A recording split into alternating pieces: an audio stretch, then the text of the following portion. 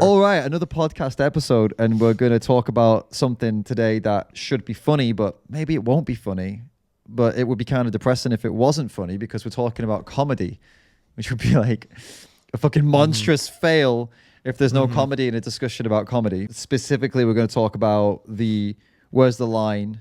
There's been a lot of stuff going on lately. I don't know when this will be released, but there's been stuff going on about, for example, like Dave Chappelle with Netflix and the trans community. And then just recently, Andrew Schulz, another controversial comedian, he got cancelled from a Canadian show he was doing. They said they're not going to host him anymore because his Netflix special had too many like inappropriate jokes, they said. So they said they don't want him at the venue. So like literally the venue cancelled him, so he had to get another venue. This is becoming more and more common. So how does that impact us? How does it impact the world? How does it impact comedy? We're using comedy, obviously, for our skits and stuff and for our channels. Is this something that we're thinking about? These are the kind of things we're going to get into today.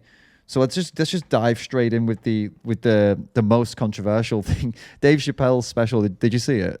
Yeah, I did see it.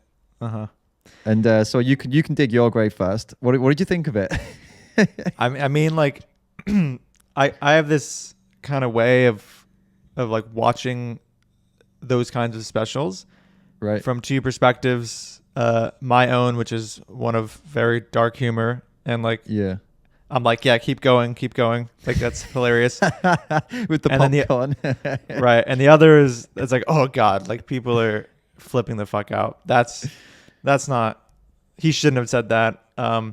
And obviously, from my perspective, I'm like, that's funny. Like whatever, it's comedy. But I also understand that the style of Dave Chappelle is like pushing the envelope, and there are people who, depending on how far you push the envelope, like they will be very much offended. Like if you're a trans person and you have gone through struggles and he starts saying things that make you feel like he's dehumanizing you, you probably just shouldn't watch his stuff. It's hard to say. I've never really thought too deeply about like how should we go about comedy. I mean, like there's certain jokes, for example, that I make one-on-one with my friends that I would never say in public, right? And it seems like the larger your audience, like just like statistically speaking, right, the more chance you have of offending somebody. So something like a Netflix special, I mean, the audience is in the millions, so you're kind of destined to fuck with some people. There is one thing you said there was kind of stood out, that if you're a trans person watching Dave Chappelle and you got offended by that, and it's like, if you're a trans person watching Dave Chappelle, then surely you should be able to take that joke, right? If you enter into a Dave Chappelle show or open up Dave Chappelle on Netflix, knowing literally next to nothing about Dave Chappelle, like maybe like a little bit, you will know that he's controversial, like 100%. You'll know that he's offensive. The chances of like someone just stumbling across him and not knowing that, I mean, he does kind of build up in the beginning of the special. He doesn't just go for the throat. Like he's like, he makes it clear that this is going to piss you off, and you can kind of, that's the moment. So I feel like there's probably a large number of people who are in the like LGBT community who like that kind of comedy and are able to laugh at themselves even though they've had struggles. And there's a louder group though, unfortunately, who are probably the minority, who are unable to laugh at themselves even and take themselves far too seriously, even though their struggles are totally legitimate.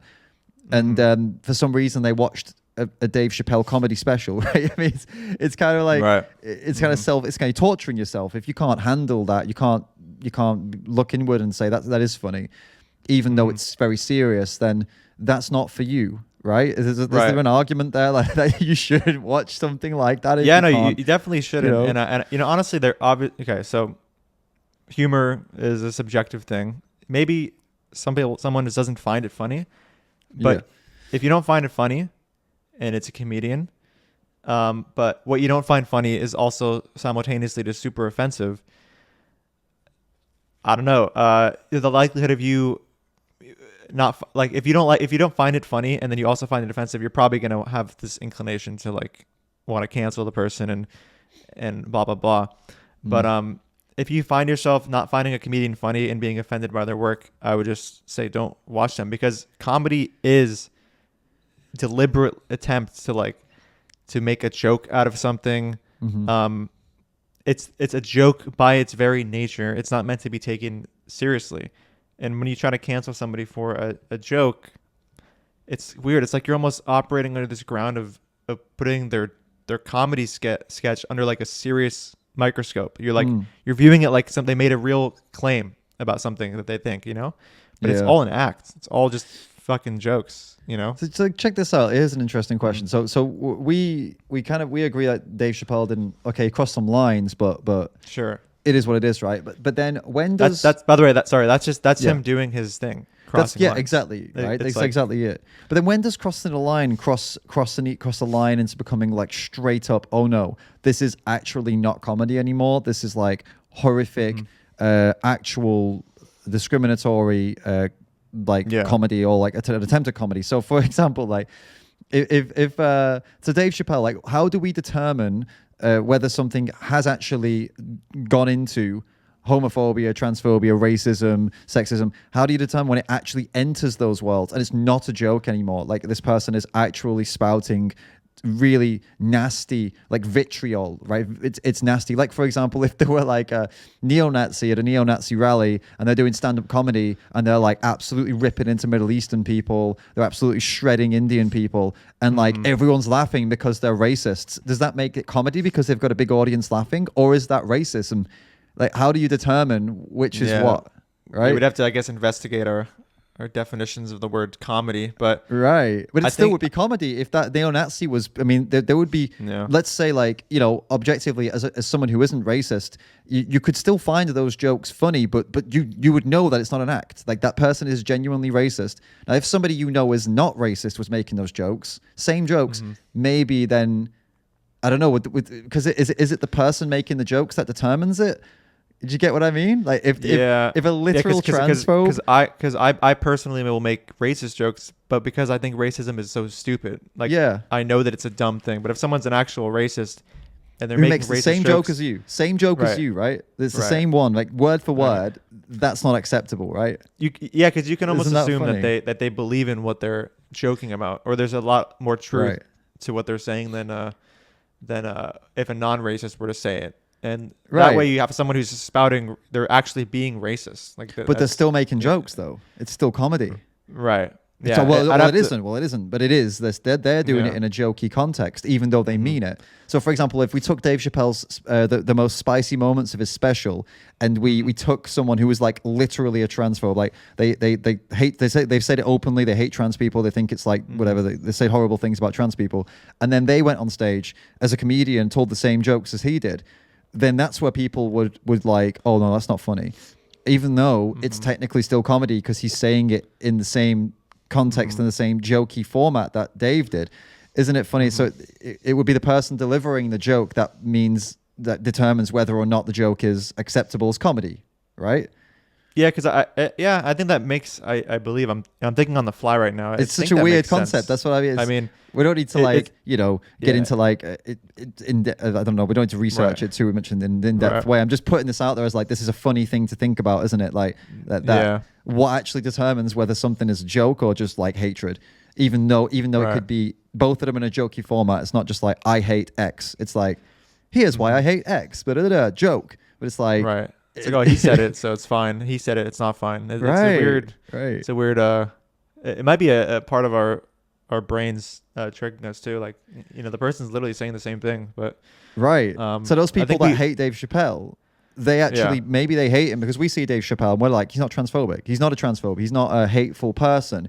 He's a comedian, and there's no evidence out there that he hates the people he's joking about. Like he's never shown us a reason to believe that. His job is to make spicy jokes about everybody, right? And that so we accept that. But maybe these people in the trans community, they don't accept that. They're like, no, the whole thing is a front. We don't have any evidence, but he's made so many jokes about trans people, therefore that he is evil. Like he's not joking. They actually believe it's real, don't they?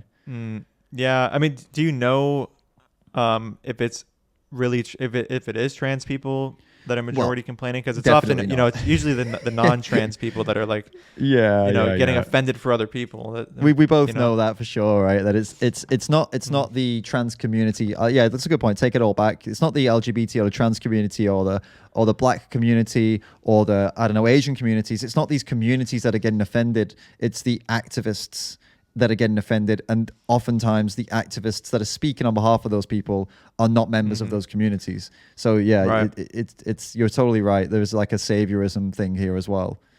I feel like that should honestly, that shouldn't even be like acceptable. As a Jewish person, I've seen people stand up for my people that aren't even Jewish about something being offensive, and I'm just like, that was hilarious. So I don't know. It feels weird to have someone else get offended on my behalf when I never did. There's definitely more. There's probably like more power, right? Like if a Jewish person is like, that offends me, versus a non-Jewish person saying that is offensive to Jewish people. It's the problem is we're told, right? We're told we're told silence is complicity, silence is violence. If you see something being done on someone and they are like or you perceive them to be like more vulnerable than you, which is also complete BS. So for example, like you determine someone's vulnerability depending on like, oh, I'm a straight white male and they're a trans woman, therefore like I need to defend them in a situation. This is what people are being told is the correct way to think. So then when someone makes a joke where you're the punching bag, like a Jewish person's the punching bag, we've been told by so many people, by the media, by everyone, that it's our job to step in because you can't defend yourself, clearly, because you're just a poor little minority who can't speak up. It's kind of right? like, that's like unintentional discrimination. Right, When they do that. It's kind of weird to think about. It's called bigotry of low expectations. It's the idea that because you are in some minority group, you cannot speak for yourself. You're weak. You're definitely poor. Like obviously, you know, it's just all these assumptions based on skin color, based on background, based on your orientation or your biological versus non-biological situation. During the George Floyd thing, this is kind of funny actually. There were white people going up to black people and just saying like, I hope you're okay. Like, I hope you're good. And like the black people were just like, can you just treat me like a fucking human being? You know? Did you see there was a tweet? There was a tweet by this, he was black actually, I believe. So that's a rarity. But there's a tweet saying, maybe he was white. I can't remember. There's like a blue check. Basically, when someone on Twitter's got a blue check, you automatically, most of the time, know that it's going to be some bullshit. And he posted saying, if this is the Kyle Rittenhouse thing is going big in the news over there now. He's on trial, right? So it said if he gets acquitted, like if he gets away with it or he gets not guilty, every black person in the country should be given a day off or more to process their emotions and feelings. And like people are in the comments being like, he literally only shot white people. Why do black people need a day off if he gets off? Yeah. And then they're saying, because the justice system is so unfair, that's why. So black people are going to be really suffering from the knowledge that a white person got off free, but black people sometimes don't get off free. It's like, bro, what are you trying to achieve with a tweet like that? It's beyond ridiculous. Was it a white person that made that tweet? I'm assuming. I don't remember. It sounds like a white. It sounds like a mass assumption over their emotional state. You know, it's ridiculous. So then so this is like probably why we're seeing all this takedown of comedy, because people are looking to try and defend these poor, weak minorities over a case, like a quite publicized court case that involves only white people, like literally only white men. They're making that about minorities. So is it any surprise that the second a comedian like Andrew Schulz or Dave Chappelle makes like a few cracks at LGBT, or in Schultz's case, he also goes after Mexicans, he goes after Asian people, he goes after vegans, he goes after animal rights activists, he goes after straight people too, he goes after everyone. Right. But like everyone's happy to let the jokes flow until it's their group, right? And then all of a sudden it's like, oh shit, no, we need to stop that. Or sorry, not just their group, if it's the group they represent. or they believe they represent. So Andrew Schulz makes a joke about Black America because it's never their group. It's never their actual group. Very rarely, man. Very rarely. Like very, very rarely. It's a problem vegans have as well with this stuff. I think vegans fall prey to this too. We don't have anyone defending us though, unfortunately. Right. But we defend ourselves in these cases because we've not got quite to the point where people see vegans as a minority in need of defense, and I hope we never get to that point. But like when maybe that vegan teacher is gonna get us there with the vegan phobic stuff. Maybe we're gonna have a group of non-vegans who like stand on our behalf when everyone makes a joke about us, and they say, "Hey, you can't say that. I'm gonna cancel you now. Leave those poor defenseless vegans alone." Honestly, that it's already annoying enough that when you're around a bunch of people, especially people that are drinking, and they find out you're vegan, the topic of veganism just gets brought up, and you rather not talk about it. So imagine if you added on top of that, you had like a white knight like that made a whole scene of like, don't ask them about that, don't say that, don't, like, you know, and you're like, oh my god, I just want to drink and chill right now. Now I have these morons talking about veganism, and then this moron trying to defend me. Right. When I'd rather just cut out all of this completely, you know, just like. Like imagine if like someone makes a joke in a special, right, or something like. So let's like say Andrew Schulz is like, hey, how do you what's the best way to what's what I was thinking right now? How do you save a vegan from drowning? No, how do you do it? You don't. Fuck them. Let them die. Like, okay, it's a terrible joke, but imagine if now, like, a load of non-vegan white knights are like, that's violence against vegans. You want to kill vegans. How could you can't say that? It's like inciting violence or whatever, right? Violence against vegans. Imagine if that's what the world we're headed towards. Eh? I don't think anyone's ever going to care about vegans that much. But vegans get upset about this shit too. Like when comedians make that kind of joke about vegans really fucking lose the shit about it. Even I've like found myself getting a bit like annoyed at like jokes that could have been funny if they were about anyone else. You know what I mean? Yeah. Honestly, I feel like vegans are shit on a lot in comedy and even just in general, like movies and shit. Like I'm always watching something and like there's some fucking vegan joke and I'm like, I don't really like. I used to have an instinctual reaction of like fuck you, but then it's slowly turned into like that just wasn't funny.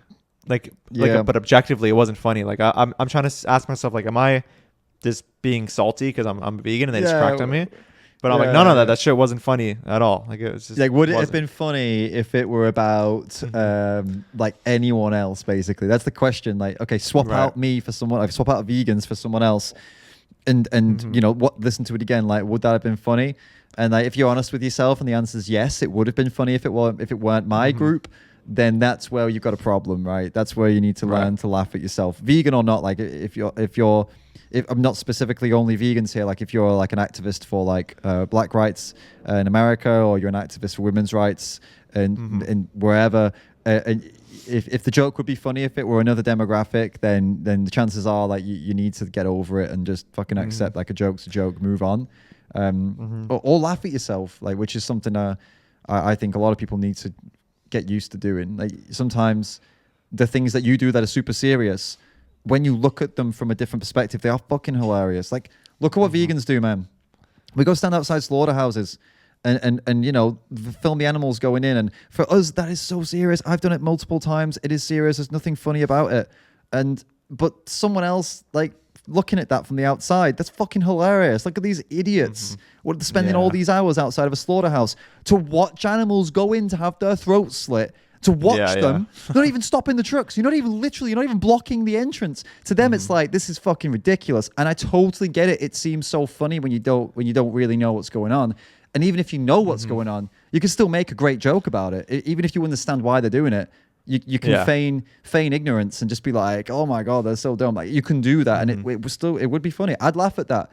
As long as somebody wasn't directly mocking the animals themselves, that's never funny. But if they're like mocking what we're doing, or the actions we're taking, then it's like, well, sometimes that can be funny, right? Yeah. Sometimes it can, if you can learn to let go a bit, right? No, even the disruption stuff kind of from an outside perspective, it looks Better funny. example. Like people are just like doing their thing, and someone has like a megaphone and starts screaming. It's like there's something kind of funny about that. I don't Dude, know. it's hilarious, man. Like, Yeah. I don't care what. I'm sorry. Like, I know this is a serious topic, right? There's not a joking matter. I get it. I know that. I'm in the fucking world of like, I've done disruptions. I've done these. Don't get me wrong. There's no lightheartedness here. But when you're in the moment, and when you sometimes you see someone do something in one of these places, you're there yourself. And you just see people like shit themselves when a fucking megaphone goes off, or like you see how uncomfortable people are, and it's just like, oh my god, this is all so cringe and awkward. And it's like, it's honestly, it's so serious, but it's fucking entertainment gold. Like you can't deny that it's gold. It's golden watching people's reactions, and like there is an element of like, holy shit, this is like it's better than any movie you're ever gonna watch in that moment, and it's. You know, admitting that doesn't make it any less serious. It's just, it is what it is. It's like, you can't. The version of this that I find funny is when someone starts falling. This might be like, I think this is justified. I'm not really sure. Okay. When someone just follows someone with fur and like just calls them, they just kind of shit on them. Yeah, they're kind of like, how do you feel about the 30 foxes that had to have their skin ripped off for your jacket? Like, how do you, and like they're just following them and like just shaming them. I don't know if you've seen Game of Thrones. Have you seen Game of Thrones? Yeah, shame. When like they're like shame. Like it just sounds, it's like some shit like that, you know. It's great, man. I like that. I think that's great. Rob Banks is an activist who does a lot of that, and it is fucking funny. It is. I don't know what it is. I can't. I guess it's like, because it's not like comedy is when when something happens that's not what you expected. That can often be funny. Like when someone falls over, the reason that you find it funny is because that was not what you expected. You expected them to walk in a straight line. So when they fall over as long as they're not clutching their heart at the same time, then it's not funny. Right. But if their arms go, whoa, that could make it funnier actually, depending on how psychopathic you are. If the lip droops on one side and they clutch their heart, those are the two things that make something extra funny, right? Right. But back to the vigil thing, by the way, with the going to slaughterhouses, dude. I actually I said that can never be funny, or like the actual act itself isn't funny. But even there is comedy, and this is a lot of people listening now might be like, "Where the fuck are you going with this, mate? These things are not funny." Honestly, I've been to enough of them to tell you that sometimes humor can come up. Good example. We're at one in Barcelona. They have like a 2 and 3 tier trucks. So that's how many animals go in at once. It's insane. You know, in the US, it's the same, right? Yeah, so the top ones, the animals at the top, we can't really see them, obviously. But so we're looking at the ones at the bottom. And the activists often go really close up to the side with the phone or the camera or whatever to try and get the footage from inside. So they're really close to the truck. Now, like, what can happen and has happened on multiple occasions is the animals on top, well, they're crammed in together, which is obviously really sad. And they're scared, which is obviously also really sad. So they've not much room to move around. And they're scared and nervous and anxious. And they're mammals. So when they get nervous, scared, and anxious, they shit and piss themselves. Which means there's multiple animals 3 stories up, shitting and pissing themselves in close proximity to each other. It's only a matter of time before one of their asses ends up facing out of the truck. And then whoever's down at the bottom gets covered in piss and shit from an animal. And that has happened on so many occasions. And when it happens, I'm telling you, most people are either laughing or trying not to laugh, even though it's such a terribly sad, disgusting situation. And those animals are most likely terrified and go. You can't deny that you can't deny that it's funny when someone gets shat on. That's funny. Yeah. Right. Yeah. And even though the circumstance is what it is. So there's even comedy there, which is just so fucked up to say that it is funny. Well, sometimes it's even a coping mechanism. Like you might even, maybe it's not as funny as you think, but you might be reaching because you're in a sad situation. It's like, in the moment though, like when you're filming and then you have a certain expectation of how it's going to be, then all of a sudden it's the fucking stream of shit comes down and gets all over the person next to you. It's like, you're just like, oh fuck, dude. Oh my god, like there's something about that's I don't know. Right, there's literally feces on your fucking head right now, bro. It's just you got covered in shit and you're doing something so serious, and then that's how they thanked you. You know, that's kind of what the comedy is like. Oh, that's your thanks for trying to do a good thing. It's funny. Imagine trying to save someone and they just take a shit on you. It's exactly. Like, nice. Exactly. So comedy is so tricky. And then this is again back to the whole point of this is sometimes serious things can be absolutely hilarious, including, which is going to sound really fucked up, but like rights violations, which is what we're talking about when we're talking about. I mean, Dave Chappelle, for example, never got into that. He never said like, "Oh, it's funny when people's rights get violated." But even when it's happening, and like at a vigil, there is still something funny to be taken from that. So then it explains why Dave Chappelle can make jokes about it doesn't even make jokes about the he's not making jokes about rights or rights violations. He's making jokes about people who have had their rights violated. That's what he's doing. He's not saying it's funny that you didn't have rights. It's funny that you have high depression rates and high suicide. That's not what he's saying. He's saying the things that these people say and do are funny, and the society's response to also to those things is funny. And I'm going to say some things that that I think other people might be thinking because it's funny, but without the intention to ever encourage anyone to violate those people's rights. Like that's kind of it's to properly break down what he's actually doing. Yeah, it's very different from actually inciting, like, oh, like go do this.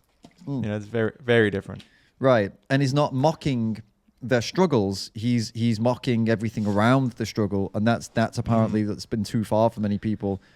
And it's like mocking It's like mocking vegans, mocking vegan activists, whilst never actually mocking the thing that they care about. Right, so it's like there's a big difference. Like if they were mocking. Saying like things, like a joke that says animals deserve to die. Like, even that can be funny. Like if it's definitely a joke, it can be funny.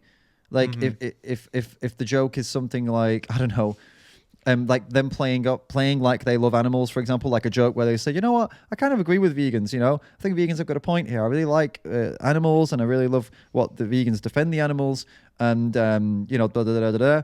I just think some of them taste better than keeping them alive, or something stupid like that. The comedy is the comedy is that they lead you to a point, and then you're expecting them to say I agree with vegans, right, and then they're like, oh no, here's the bit that's the punchline. Right. I mean, the topic is too close to home for me. I wouldn't find it like hilarious funny, but if you switched it for another group, another demographic, I would find it funny. Right. So then it is a funny joke. It's just I don't like it. It's funny because I'm thinking about ways in which I can make that joke about another group, and I'm not going to do it because it's going to be too like other groups seem to have way more leeway than animals. Right. Like people would get really offended by me saying it about, I don't know, trans people, black people. But if you say it about animals, it's like, right. Oh, that's okay. Which is another thing we're fighting for, but that's a whole nother topic. Right. No, totally. I get what you mean. I get what you mean. So it's really it's so tricky. And if I see a comedian that makes that joke about animals, like the one I've just said, it's I don't know. It's a weird thing to get upset about, because it's just clearly that joke didn't land for you, and it's probably one out of like 20 or 30 jokes that didn't land for you. The rest of them might be brilliant and completely land for you. If a joke doesn't land for you because you find it to be too close to home to laugh at, it doesn't automatically mean it's not funny. It just means that for you, it's not for you. It's too close to home. It's like if somebody jokes about cancer and you've just recently lost someone to cancer. Jokes about cancer, as fucked up as this sounds, can be funny, but not for somebody who just lost someone to cancer, clearly. So that joke is not going to land for you. That doesn't mean that they're evil, because that's not one that is something that you find funny. It just means that... Hey, well, listen, I know someone who actually found a cancer joke funny while in the process of almost losing a close one to cancer. Wow. So some people... It can be, I mean, you got to cope somehow, so that's probably what it was. Right. But it was about saving money on shampoo, like when you Well, you see, that's a good joke. That's a good one. That's witty as fuck. See, that's what I mean. Yeah. But a lot of cancer patients and people who are close to them would be like, oh no, this is not a laughing matter. But then they would probably laugh their asses off about a Parkinson's joke or an Alzheimer's joke. Right. So it's because, talking about like, oh, the best thing about Parkinson's is I don't need to use a vibrator anymore. For example, like that would be a joke for women with Parkinson's. it's not funny if you're actually a woman with Parkinson's, or maybe it is, but it's not funny if you're like desperately trying to keep someone alive who has Parkinson's and you're a carer every day. That's not funny anymore. But it doesn't mean the joke's bad. So some jokes aren't going to land basically, obviously for people, or maybe they would land. Maybe someone would find that hilarious if they had Parkinson's, but it's expected that they wouldn't find that funny. That's the point, right? Yeah. And that's understandable. Like, this is completely... So it's understandable that a trans person watches Dave Chappelle or Andrew Schulz or any of these comedians making these kind of jokes. It's understandable not to find it funny. But it doesn't mean it's not funny. It means that to you it's not funny. It doesn't mean they're evil either. It just means that these topics are not good for you for joking about. And that's it. Yeah, honestly, dude, I'm thinking about it. Like, there's just types of comedy.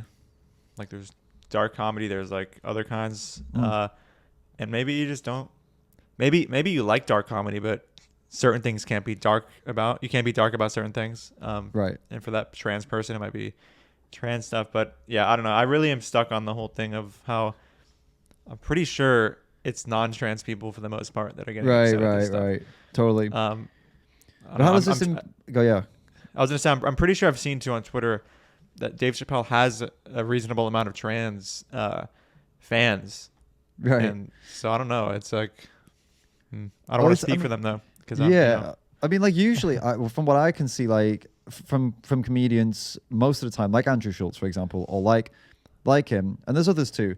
It almost seems like it's a term of endearment if they joke about you. Like it's very rare that you actually find someone who fucking despises people. That's why they joke about them. Right? Because usually the joking, it can be, okay, not always, but it can be a term of endearment. And I feel like especially with Andrew Schulz, he makes jokes about people because he seems to genuinely love people, not just any demographic. He seems to love people, love fucking with people, which is why when his audience members are members of different demographics, he just goes, hard into them, like rips the shit out of them. And it's not because it's not from a place of hatred. It's from a place of like, your people do things that are funny. My people do things that are funny. But right now, I'm going to laugh at what your people do. And then, okay, someone else is in the crowd. Okay, you look like a this. And it's almost like it wouldn't be funny if it was from a place of hate, would it? Do you get what I mean? Jokes aren't funny if the person genuinely hates the person they're joking about. Most of the time, it comes across as as horrible and mean, and you can see through it.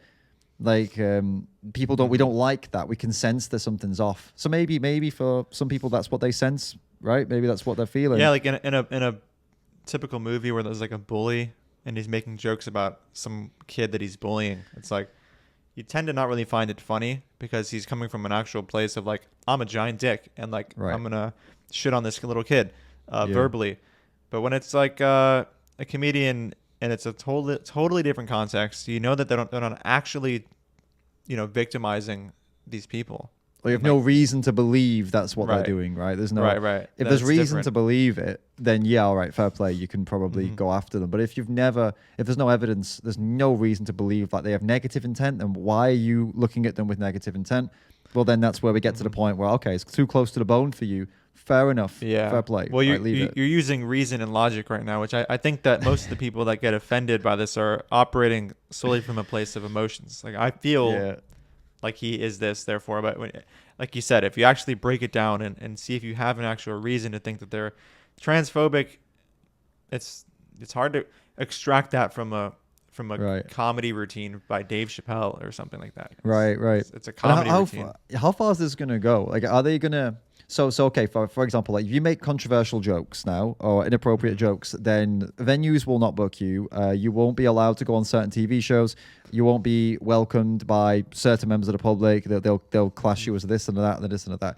So if comedy is being restricted now, which historically, as far as I'm aware, has been one of the areas where you could get away with the most, then where does it go next? Like someone made a great comment on this on Instagram to this venue that cancelled Andrew Schulz. They said, will you also be checking the other acts that you have on stage? Like imagine there's a full band. Are you going to go through each of the band members' Twitter bios and Twitter posts and shit like that, Facebook, and find out if they've ever made any inappropriate jokes? And if they have, will you then cancel them too?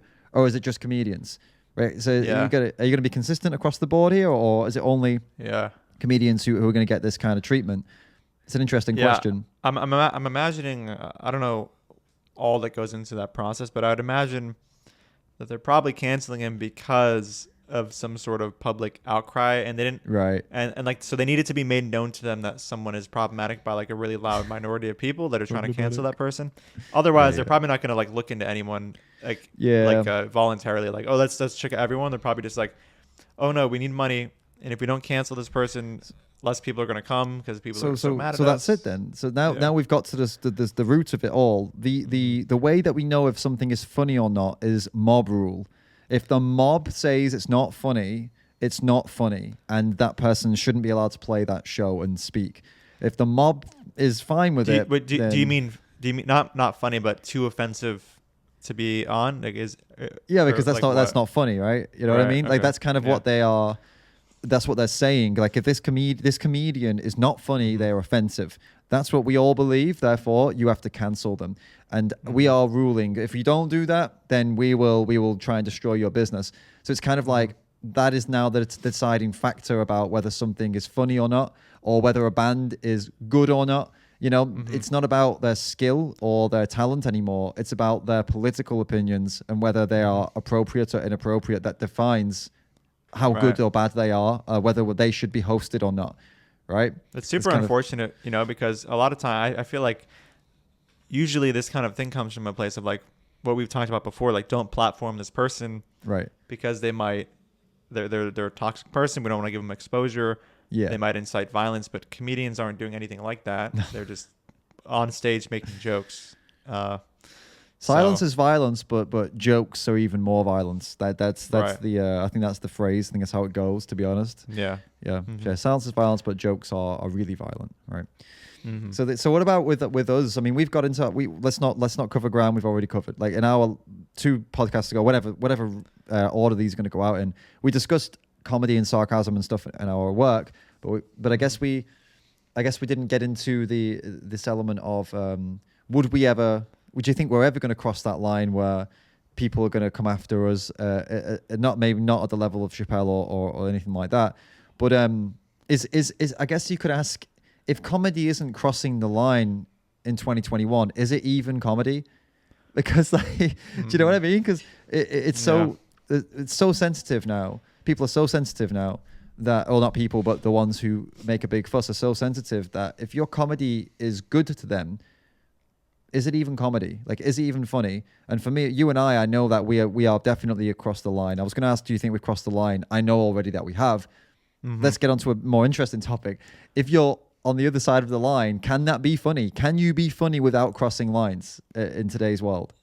Yeah, I'd imagine you can, because there's kinds of humor that don't really sit on the fence of like super dark stuff or making fun of specific people. It could be like a funny story that happened with a little punchline in the middle that doesn't necessarily like shit on people. What's the story about?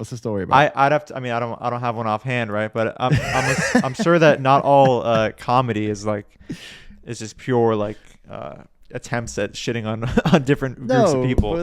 But still, I mean, imagine. The reason I wanted to ask you about a story was because imagine you've got a story about, I don't know, you've got a story about.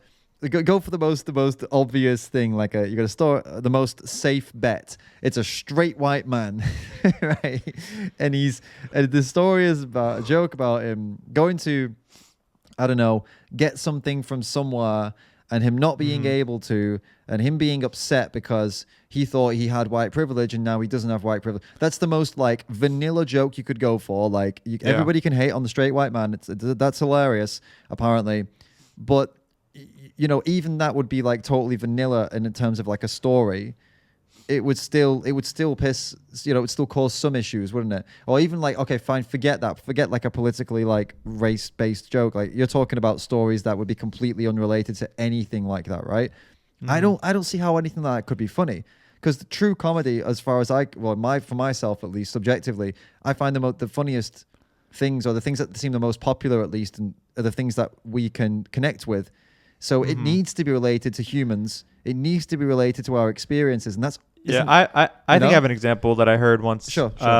back when I was living in LA, we went to a comedy club, and this guy, he was super hammered on stage. So his delivery was pretty funny. He was like super intense.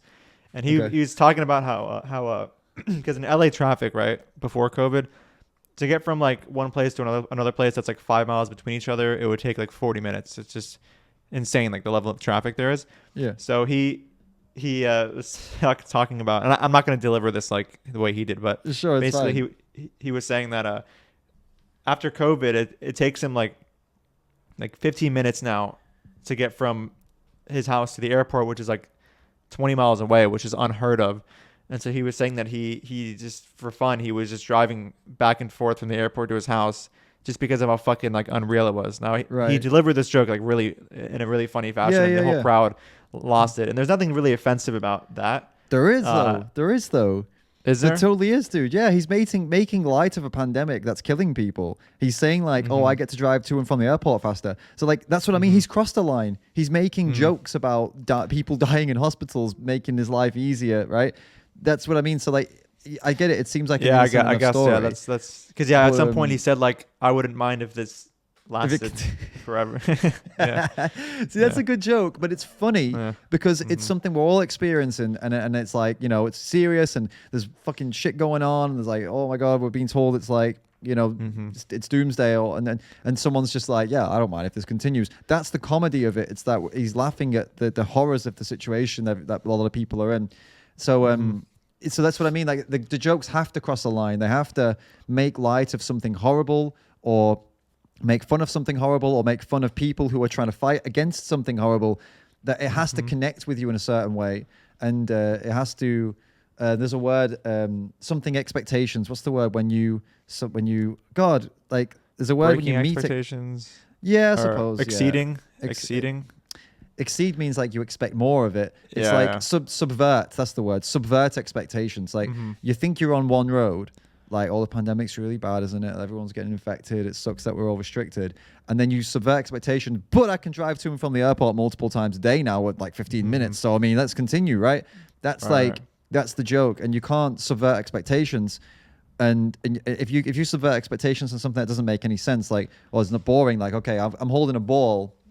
And like, I really like, you know, with balls, you just kind of throw them around and you bounce them. And then I just go boing, and it's like, knocks off my microphone. That's what I mean. Right. But that was subverted expectations.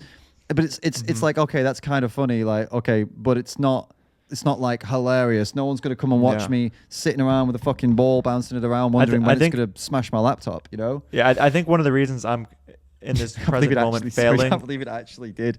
That's fucking stupid, man. You actually subverted our expectations. I subverted my own expectations. Right. I thought I'd broken it for a second. It went completely dead. Go on. Yeah.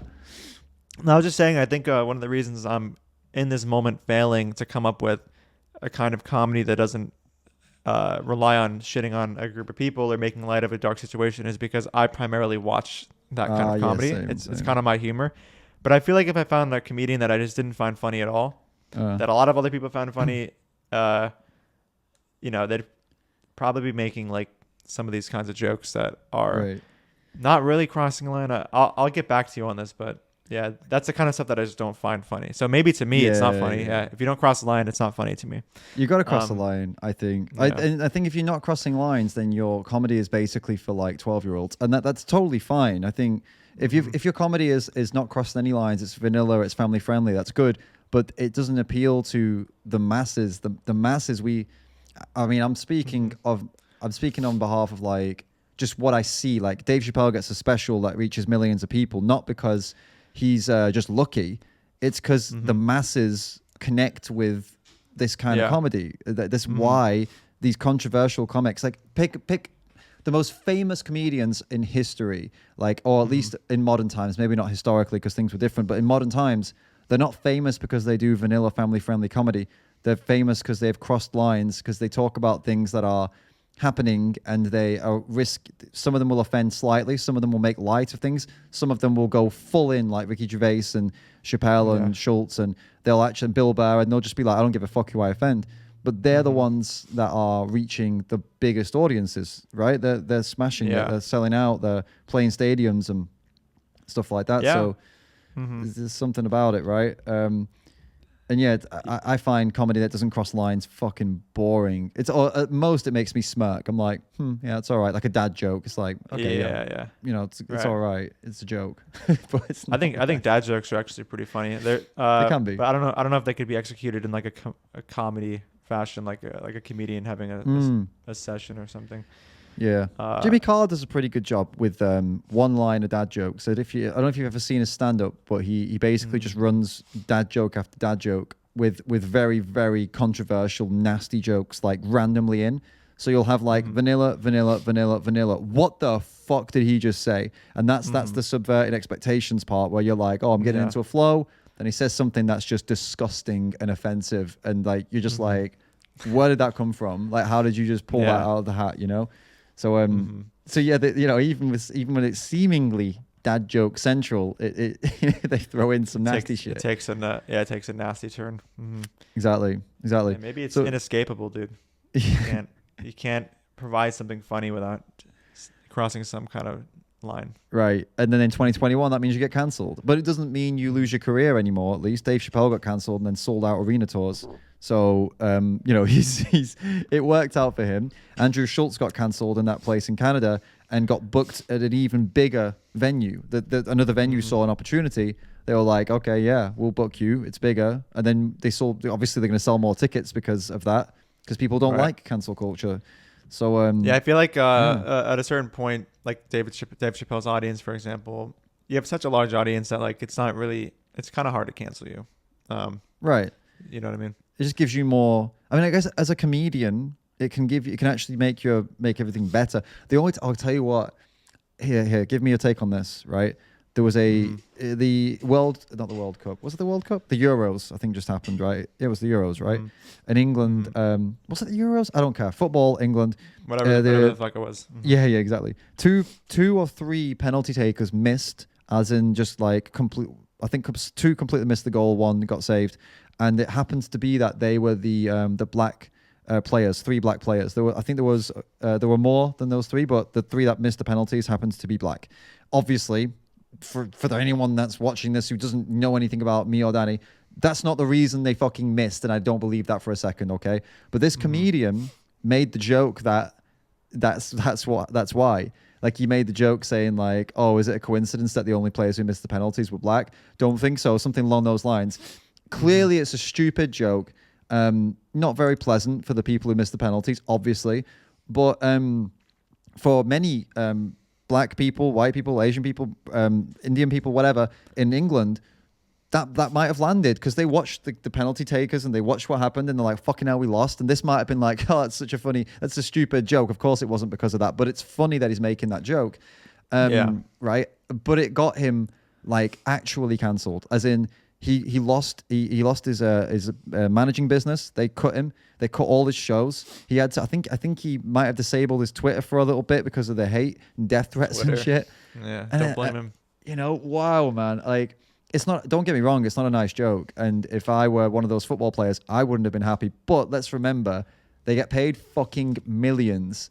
And I would have thought it was funny. Honestly. Right. If 3 Jews missed and the guy was like, huh. I wonder why. You know, right? Because I just don't get. I don't.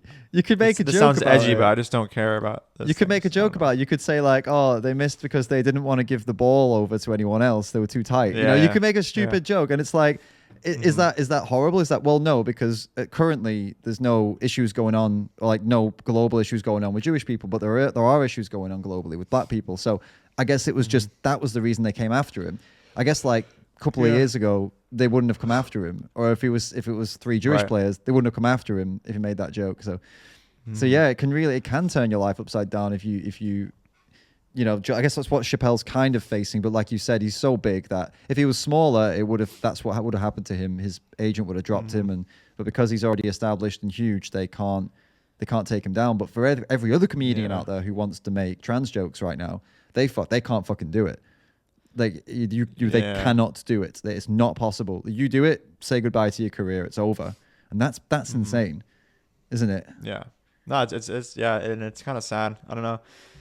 The way I view comedy. I just view comedy and every performance to do with comedy in such a separate domain from like actually judging a person as like a racist. Right. Because I don't know. I just think it's an art form. It's like you're like we've been basically concluding in this whole podcast. One of the fundamental goals is to like subvert expectations and cross a line. And that if a comedian does that, to me, they're in a sense succeeding in like what they're setting out to do. But to others, it's like they just flip the fuck out and yeah. So it's weird. I mean, when you think about it, it's like to some people, they view them doing that as like that's a success, and then other people are just like going crazy. So it's gonna inevitably create this like these two diametrically opposed groups. It's like, what do you do from there? It's like I don't know. It's like tolerance hope, isn't it? Yeah, you gotta hope that you find a venue that just is on the other side of that spectrum. That's like no, that you're killing it. Like keep crossing lines and making fun of people. Isn't it mad when you also think about like venues canceling people? Like as I was always under the impression that like arts venues were all about the new, fresh, potentially controversial art forms, and you know putting it on a platform and. Isn't art? I mean, obviously, art is it's different and it's all subjective and everything. But I thought I was under the impression that the whole point of like artistry is to constantly you're looking for the next big thing. They're looking for the next. I don't know what the word I'm trying to look for here is, but you know what I mean. Like they're supposed to be the ones that challenge the limits of what we know to be art, right? There's so many different things that are going on. People go up on stage and do such strange, wonderful, weird things now, and it's art. And then a comedian is also considered art, but they're now being limited. Their art is being limited by the feelings of certain groups or certain groups who pretend to represent those groups and like the feeling of power. It's really sad. It's a really sad state of. But it looks like with Dave Chappelle, like it might be taking a bit of a turn. I think. That's interesting how that's all played out. Like it seems like it could be a turning point where it won't continue going down the other way now. At least not with him, as they've seen it. It's only helped him. He's selling out shows because of all of this. So that's it's kind of ironic, honestly. That is kind of comedic in a sense. He's probably gonna add that to one of his next stand-ups. So like thank God I stirred that shit up because now my shows are selling out quicker than anything I've ever sold before for shows. Like, I don't know. There was this quote by him where he said something like, oh, God, I have to find it. Something like him not caring about why he offends you. Like it was something like, I don't care when I offend people because offending people is what got me to where I am today. I'm rich, bitch. And he said like something like that. And it was just like so like, and everyone's like, wow, yeah. And it's like, cause he's got so rich funny. From offending people. So it's like when they say I'm offended, he's like, yeah, yeah, you're offended. That's how I made millions. What do you think? I don't want to offend you. Like you're making me more money as you tell me right now that you are offended by my work. Exactly. I was going to say too, the idea of like taking criticism for your comedy and turning that criticism into comedy is something that I found myself naturally doing too, like on my page. Like if someone just comments some really dumb shit, I'll just make a joke out of it. Like I don't really take it too seriously. You kind of just use it for content. Like I always use dumb nonsense for content. It's like, you know, so if I was Dave Chappelle and I was getting all this heat and I at least perceivably it was from just a loud minority, not like a large group of people, I would probably just instinctually poke fun. Well, that's what he did, right? In the recent special, like he was referring to the previous special and how much that upset the LGBT community. So he made his like 90% of his new special about that to say like, fuck you. Because he's not stupid. He realizes he's got a money-making scheme here. Like, okay, the last special I did kicked everyone off. Let's do it again. It's the same as me on YouTube. Anyone who watches my YouTube will see like there's a bit of a process I have when it comes to celebrities. If a celebrity's doing something stupid related to animal rights and veganism, I don't act in a reasonable way when I make a video about them. I usually go quite hard on them. I say some things, I swear. Do you think that's by accident? Do you think that's like, I can't be reasonable? Right. I can be 100% reasonable and vanilla, but it's fucking boring and no one cares. Yeah. I know that like kicking off a little bit, getting a bit spicy is going to bring in the people, which brings in the views, which gets an animal rights message out. And to be totally honest with you, brings in the fucking money. Like that Mr. Beast video I just put out, it made 200 euros. It's one video. It's 5 minutes long. It made 200 euros.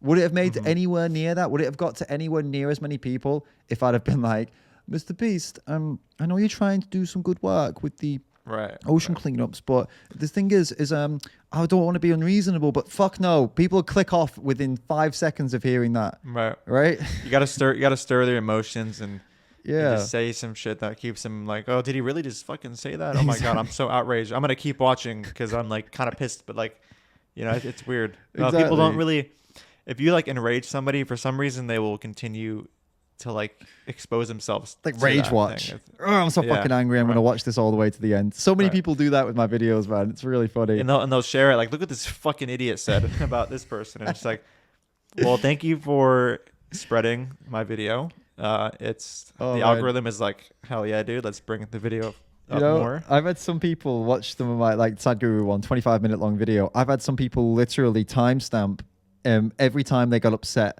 in like a list and like why they're upset and trying to debunk me all the way to the very last minute. That is some serious commitment. I'm like, this is fantastic. I wish my own bloody subscribers did this. The haters do it. You can respond to them saying, thanks for giving me that full watch time, and that's it. Don't even refute what they say.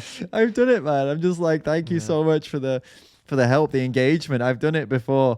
Especially on the Mr. Beast one, the quoting. A lot of them are very upset with the final quote. This is a good idea, man. You should try this.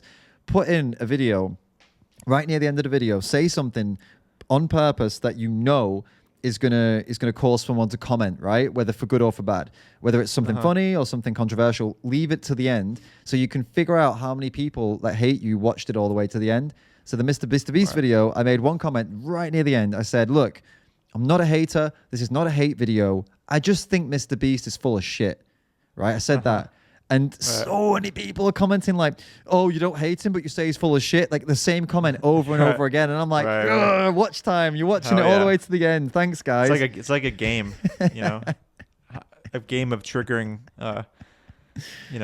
these like plebs, whatever you want to call them. Right, well, exactly. Little minions. And people, and the comedians, the biggest comedians in the world right now are the masters of it, which is why they keep doing it. And I hope that they don't start getting scared of doing what they've been doing for their entire careers for the sake of some, minorities' feelings. Like and I say minority meaning like 1% or less than 1% of the population shouldn't have the deciding factor on whether a comedian gets a show or not. It's fucking ridiculous. Yeah. Right? Well, I would imagine that if this were to become a big thing and a lot of comedians aren't getting place anywhere, that somebody would, or a group of people would create like new venues that don't give a shit about this whole cancellation process. And there'd probably just be like a division in comedy where like, if you're just not in with this shit, like you can fuck off. Like, and then because there's so many people that still find him hilarious. And if you were to get fully canceled with respect to like no venues willing to take him, like I'd imagine like something would be done about that. I mean, Dave wouldn't just be like, I guess I'm done. Like, no, there'd be some sort of uproar. I don't know. Someone would just start a fund or something. Right. Dave also has a shit ton of money. Like they'd figure it out. And if those new venues opened and the old venues got left behind, the new venues would be where everybody wanted to be. These old venues would quickly realize, you go woke, you go broke, man. The woke people that are doing this, or like, I know the word woke has been like completely destroyed now, but like it refers to these idiots now. Sorry, guys. Sorry for all the people out there who believe they're woke in a good way. Sorry, they've stolen the word. Woke is now associated with these morons. See, the thing is, they are such a minority, one, that if the main venues were now woke, they would lose millions because nobody would be coming because woke people are such a small minority. And two, the majority of people don't fucking like woke comedy, even though it appears that it has a big audience. It doesn't. Nowhere near the audience of the anti-woke, let's say, or the not even anti-woke, the regular comedians, the regular people that aren't obsessed over identity are the ones doing comedy that most people want to watch, not these hypersensitive woke idiots and their tiny little activist followings who don't even represent the people they claim to represent, right? That's not where the money is. So they're going to learn sooner or later that you go woke, you go broke. So many companies have learned that by the the hard way, like Gillette, for example, that did that. Did you see the Gillette ad? The male thing. That's funny. So they've fucked it. There's so many companies that have made an attempt at like, oh, okay, this seems popular now, and then they've done it and quickly realized in a very harsh way that, oh, wait a minute, the public doesn't want this. Like, so wait, how do we think they did want this? Well, it's just because a loud minority is screaming in our faces. That's there needs to be some kind of there's a giant illusion with the loud minority thing, and it's like, I don't know. There needs to be some hardcore surveys, like really, really well done surveys on public attitudes toward a lot of these things that all these super loud minority people seem to get so offended at. And I almost guarantee you, like, if these were to be done like as rigorously as possible, most people would just be like, nah, like, I don't care, and it would just prove the whole loud minority. And this would include the people who are in those demographics. By the way, this would include like trans people, LGBT people, black people, like all these people who are like apparently being so offended by everything. You would find out very quickly that the majority of people falling into those demographics do not give a fuck. Like, I'm totally agreeing with you on this. If that survey were done, you would find that people just want to live and just go and do what they do, and if they don't like a comedian, they just ignore them, and that's what the average person does, right? And it's how it's been for so long as well. If you said that these surveys would be like anonymous too, because I feel like a lot of people are on the side of not caring, but they won't make it explicit because of the nature of cancel culture. They don't want to publicly express that they think that this cancel culture, loud minority bullshit is silly. So instead of like making it not anonymous, it'd be much better to just make sure their identities are completely concealed. That way everyone's super honest, and you're like, wow, 70% of people don't give a shit, or 80%. Who knows what it'd be. It would be so high. It would be so high. And then we could break it down by demographic just to prove, like, like X percent of this demographic don't give a fuck. So you're representing this. There'll be a tiny little minority of them. Are you really going to go all out and try and cancel this comedian for this percentage of the entire population of this group? Like, come on. This is what it would be like. I would love to try and, I don't know. There's it just doing that study would be enough to get cancelled, though. The authors can be anonymous. Funded by anonymous. Everything is just fucking anonymous. It would have to be. Here's the numbers. Oh my god. Well, we're probably never going to get to that. But hey, that's a dream. That would be cool to do. I'm happy to go ahead with this educated guess. This guesstimate that's how it is, and I guess you all too will keep on offending, and keep on crossing those lines and supporting comedians who do, but privately. Obviously, we can't support them publicly, apart from here on this podcast, because this is the we're probably gonna never release this episode. This episode's not going out. Or we can make it anonymous. We can like cover our faces, change our voices, and upload it on a totally different channel. I think there's already been spicier than this so far recorded. I think this is pretty tame compared to some of the other stuff. But we'll let the public be the judge of that. Anyway. Yeah, sure. Cheers, Alrighty. Man. All right, man. I'll see you around.